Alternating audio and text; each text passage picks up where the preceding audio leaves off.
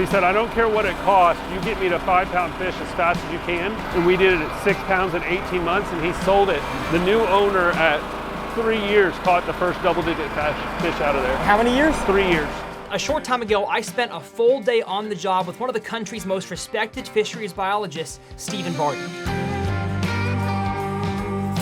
What he gets to do for a living is absolutely fascinating, and I can't wait for you to experience just a little bit of his job today. By the end of this video, you'll have a better understanding of the entire life cycle of a bass. You'll have way more knowledge about forage species and water quality, and of course, what it takes to professionally manage a trophy bass fishing lake. My name's Tyler, this is TRF, and let's get out to West Texas for our first shift on the job. When I pulled in, I met up with Stephen and followed him down to the 2 main lakes on the property called Ranger Ridge Ranch. The first lake was built over 3 years ago and was stocked with forage and largemouth bass over 18 months ago, but we'll get to that lake in a little bit. The main lake we were filming at in this video was an 8-acre lake with a capacity at full pool of 14 acres. Now, the water level wasn't low due to drought conditions, but just because it's being filled for the very first time.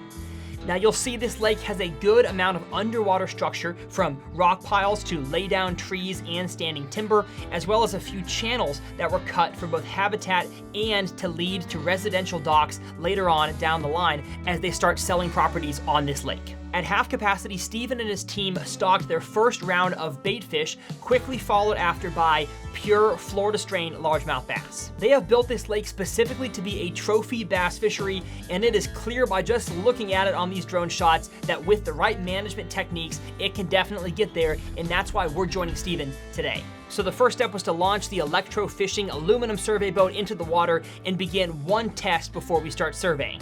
When you launch at a lake, what's your first step? The first step is we're gonna take conductivity. 197. 197, a low conductivity. Okay. Low? Low, low, low. Because we have to determine if the water has enough salts and minerals to conduct electricity. Once we know the conductivity, then we know the settings of the electrofisher. So the electrofisher's to my right. I can adjust the settings throughout to get a better shock on the fish to where they actually stun. The generator's gonna power the electrofisher, and the entire boat works as the negative. The front booms, where the electricity comes out, works as the positive, and the water is the median. So that's why that conductivity is so important. If you don't have conductivity, the electricity doesn't move out of the electrodes through the water to the boat. If you have too high a conductivity, it moves too quickly and will go around the fish. So we have to get all of our settings right to where we can actually stun the fish, and they will only come up for a few seconds. It's a temporary stun. So then we will capture every fish, put it in the live well, and we'll go for a 1 hour time, because what we want to do is get a quantitative survey. How many fish can we catch in an hour? And then after that hour, we'll work all the data. So then we'll sit down, we'll get links, weights on all the fish, and determine what the food chain looks like and the growth rate, and for those kind of things. Now, fairly quickly as we were electrofishing, fish began to be stunned and float to the surface, but they weren't the target species we were after, which is baitfish and bass. They were mudcats, also known as black bullheads. Donovan, it's a mudcat. You got 3 of them. What's that doing up here? I'll tell you a story about mudcat later, and it'll be a good thing. It's annoying right now, but it's a good thing. Now, Donovan, the co-owner of Ranger Ridge Ranch, was obviously kind of shocked and disappointed that there were mudcats in the property when they had not actually stocked those in the first place. But Stephen told us, have no fear, it's actually not a bad thing. Stephen said that mudcats, at least in bodies of water like this, can actually be a great forage base for largemouth bass as they grow bigger and bigger, but it is kind of concerning, just something to look out for, that obviously other bodies of water can flood into this lake. So it's something to watch over time to make sure that species like carp or invasive species that can really do damage to your body of water don't make their way into the pond, because it is a possibility. After that, we started to see the target species for survey, which is Florida strain largemouth bass, first being a very small one that floated to the surface. Well, that is one that we stocked in June. So we're looking at the growth rate of that fish, and we stocked 1,000 of them. So we'll start seeing more of them as we develop a pattern today, and within the hour we'll have several dozen to where we can check their actual growth rates. That'll be a 5-month growth rate. Soon after this, though, a much larger bass floated to the surface, and Stephen had a good reasoning as to why that could be. There's a lake right above this that we did last year. So whenever you have water discharge out of that lake, it may carry a few fish. So we've got one fish that's a 3-pounder. We knew that coming into building this lake, that was a risk, but we know the genetics above are the exact same Florida genetics. So we just have, whenever we're building the food chain, we have to account for that. Now at this point we have to backtrack because I think we understand that the electric nodes in the water shock the water and get the bass up to the surface, it stuns them. But how do you, on a body of water this size, scientifically choose where to spend your time shocking? Stephen explains. So there's two real ways to do it. One is called continuous pulse. You basically get on a path and you run with the pedal down. You see the pedal at my foot? That controls the electricity. Okay. So we're doing continuous pulse right now. My unit is calculating how much time we have down pedal time, and we'll hit that for 60 minutes and call it. Okay, got it. The other way to do it is a more biased way where you're going to drive up the structure and turn it on. Yeah. And so when you do that, you're skewing the results of a population survey, but you would be targeting specific fish for harvest. Okay, got it. And as we spent our hour shocking, we saw tons of bait fish and bass, which is exactly what Stephen was hoping to see. So as we move across, we're seeing a lot of forage coming up, especially the bluegill sunfish, red ear sunfish, and threadfin shad. Those are all the species we stocked in building the food chain for this lake, and seeing them at their abundance and the size distribution is really important. It's setting this lake up for long-term success. Now, one location we did have trouble actually shocking up any fish was in ultra shallow water. And so I thought, hey, I'm a good shallow water angler. I can probably contribute to the survey today by catching a bass on a rod and reel. So I whipped out the rod, gave it a few casts, actually more than a few, and quickly found out the fish weren't biting my lures and they weren't shockable up shallow, but I had to try. Now, one thing Stephen was very good at and had a lot of fun doing was putting his survey boat in places I would never put my fiberglass boat, all in the name of science, of course. Let's count the data. Whew. Now our ears can breathe. Yeah, for a few minutes. The only fish I need weight on is that bigger fish, but we're gonna take it up to the other pond, right? We finished our 1 hour survey, and so now we're gonna take lengths and weights of every fish that we caught, and we're going to get a relative weight. So a weight based on the length that the fish is, and it creates a body condition score. So a 9.5-inch fish, I've got my calculator here, that fish should weigh 0.43. Let's get a weight. It doesn't take into account girth. So you see this fish has a broader shoulder and a little more girth to it. 0.4. So we're gonna do this for every fish, Tyler. And as we do it, then we'll understand what the population of fish actually look like. Because an individual does not tell the entire story. Some fish are more aggressive. Males and females grow differently. So we have to take into account by doing enough fish to get the average. So that fish was 3.5 inches in June when it was stocked. We're sitting here in November and it's 10.25. And it weighs 0.55, which is overweight. It's 101% of what it should weigh. Yeah, not good enough. Not good enough. We'll keep 102%. We'll keep it going. 11.25. 11.25 should be 0.73. 0.75. That's 102.5%. See, what they don't tell you is that even fisheries biologists still use Excel. Oh, absolutely. This is an Excel sheet that I created, and I sent it to all my private fisheries buddies. So most likely you've got a biologist on your lake doing electrofishing. They're using my spreadsheet.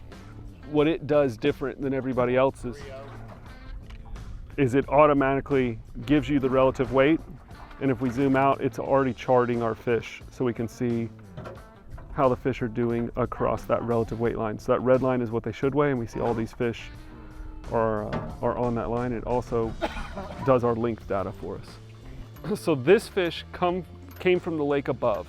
That lake only washed out one time through the spillway, and that was during the construction of this lake. So just like those other fish that survived in the creek, this one did too. It was a fingerling in 2022. So the oldest that fish could possibly be is 2 years, but it's closer to 18 months because we know when we stocked the lake above. So even at that, this is an 18-month-old fish. And it weighs 3 pounds. 3 even? Okay, 295. I'm happy with that. That's 113%. Ooh. So I would like to put water back in the live well and transport that fish back to where it came from. In June, we started with 3.5-inch fish and a 3.5-inch largemouth. That's like 50 fish per pound. Okay, so 1 pound is 50 fish. Today, we're beginning of November, and we have an average of 10.25 inches and an average weight of 0.71 pounds. So those fish have more than tripled in length, and they went from being, like 0.4 pounds up to 0.71, so they've doubled in weight basically. And that's compared to a public lake. What's the growth rate? In most public reservoirs, this would be right at a 1-year-old fish, so it's growing about twice the rate of a public reservoir fish. So with one survey complete, it was time we put the boat back on the trailer and head to lake number 2, which, as I mentioned, was built about 3 years prior, but was very low due to the drought conditions. This wasn't going to stop our survey though, so we launched the boat and got to shocking.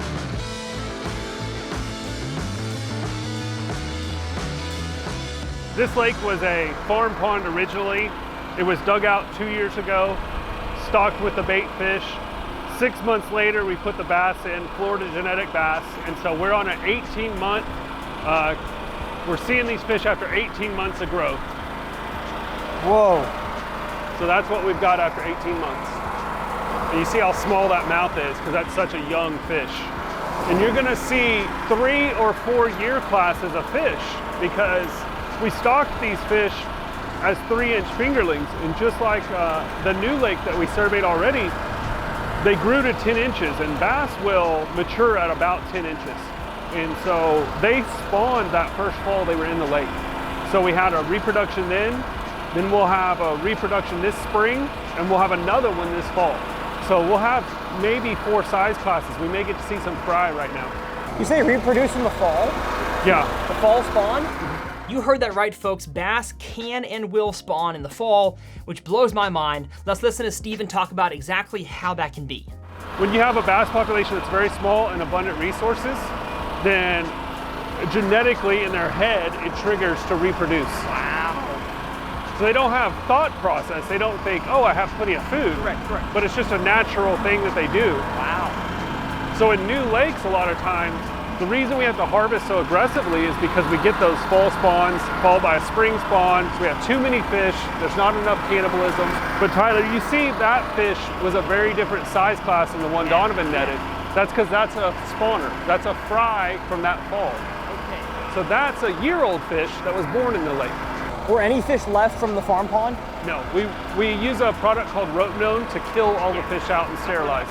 And we did all the ponds in the watershed as well. And then So nothing could flood and get bad genetics. That's what we were trying to do. Really, if we could catch a 4.5, that will really impress the owner. We're looking at 18-month-old fish, so a 3.5 pound fish is good growth, but a 4.5 is exceptional. The fastest I've ever grown a fish, or like the largest I've ever grown one in 18 months, is 6 pounds. So if we hit 6 pounds, it's my new record. Yeah, I had a guy, 5 years ago, that his lake went dry and it refilled, and he decided he was going to sell it. So he said, I don't care what it costs, you get me to 5-pound fish as fast as you can. And we did it at 6 pounds in 18 months, and he sold it. The new owner at 3 years caught the first double-digit fish out of there. How many years? 3 years. Yeah, the problem with growing fish that quickly is you shorten their lifespan. Yeah. So that fish won't have the opportunity to make it to 20 pounds because it just won't live that long. So after another half hour of surveying, this lake was definitely showing some potential. The forage base of shad and sunfish were plentiful, and we saw tons and tons of bass. Some we got into the net, and some escaped. But we captured enough to start marking down the data, just like we did at the first lake. So explain why you did not collect bait fish in the last one, but you are in this one. In this one, we're also trying to pay attention to the food chain and make sure that we have the appropriate size sunfish for every size class of bass. So instead of just looking at it as a broad system and saying there are sunfish, we are getting very specific. Does this feed the bass we're trying to feed? 3 1/4 bluegill? You can do it if you want. 8 3/4. So that should be 3.73. 4.40. Big. 117% of what it should weigh. 15 1/4 should weigh 1.93. 2.20, that's 113%. You can release it in the water, Will. It'd be 2.37. 2.80. 118%. And fish after fish weighed more than the graph said they should, which for sure makes Donovan, the one who's funding this whole operation, very happy, and Steven, as the one managing it, happy as well, because this lake is going to be very good for fishing very soon. So now that we've gone along with a professional fisheries biologist for an entire day's work, I'm sure you, like I am, are left with even more questions about the science of bass fishing. So Steven and I sat down for a full-length interview talking about whether you should eat bass, whether tournaments are good or bad for bass fishing, what's the effect of forward-facing sonar like LiveScope on our lakes. We talk about all that in this clickable interview right here. I will also leave it down in the video description. I will also leave Steven's social media and website and Ranger Ridge Ranch, the location for today's survey, down in the video description. Let me know in the comment section what type of questions you have for a fisheries biologist like Steven that maybe we can answer in a future interview. My name's Tyler. As always, it's a pleasure, especially to make videos like this one, and we'll see you guys next time right here on TRF.